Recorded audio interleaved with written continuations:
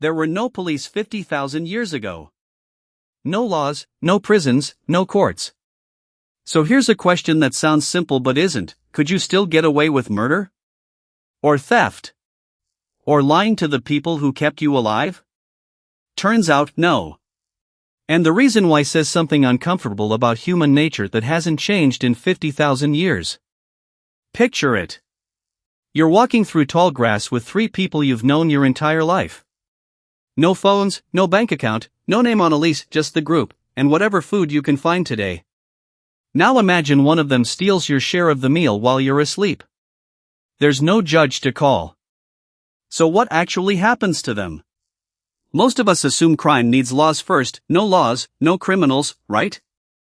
Anthropologists who study our evolutionary past say that's backwards. Trust came first. Rules came second.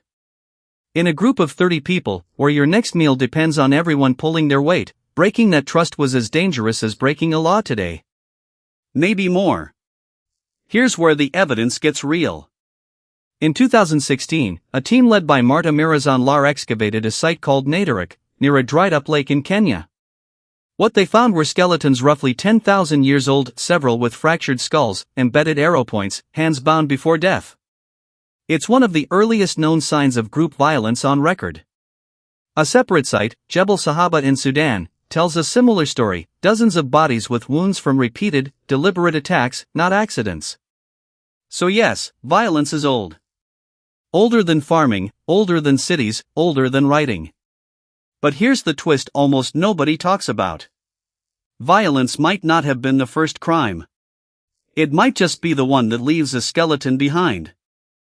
Anthropologist Christopher Boehm spent decades studying hunter-gatherer societies whose way of life still echoes our ancient past, the Jew/Hoansi, the Hadza.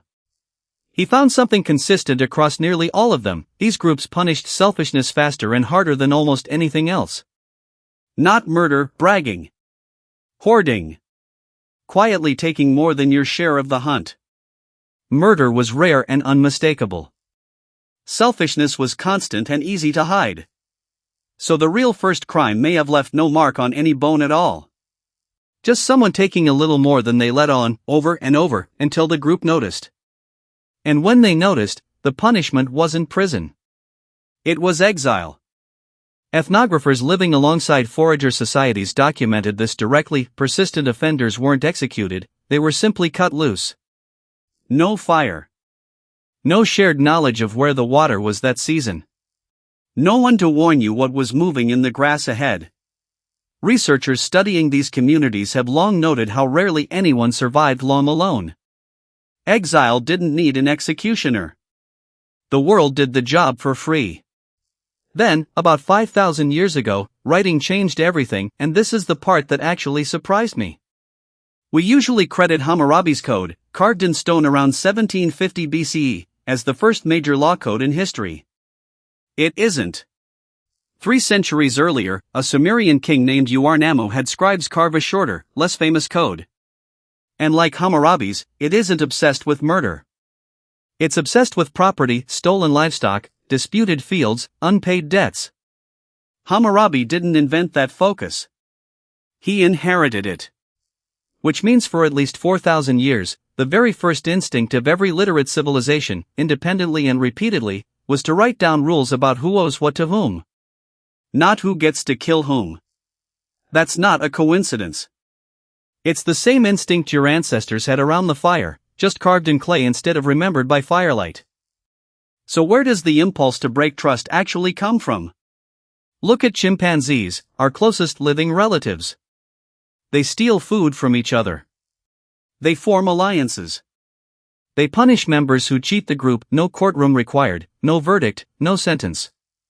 What makes humans different isn't that we invented the temptation to cheat. It's that we're the only species that turned "don't cheat the group" into something written down, applied to strangers we'll never meet, enforced by people we've never spoken to. We'll never know who committed the actual first crime. No name, no date, no witness. But we know its shape. It probably wasn't a stranger in the dark. It was almost certainly someone inside the group, someone everyone trusted, who quietly decided their own interests mattered more than everyone else's survival. And that's the part that should stay with you after this video ends. Every law on the books today, from theft to fraud to homicide, is really just a very old, very human question, finally written down: how much do we owe the people we depend on? 50,000 years ago, the answer was the difference between living and dying. In some ways, it still is.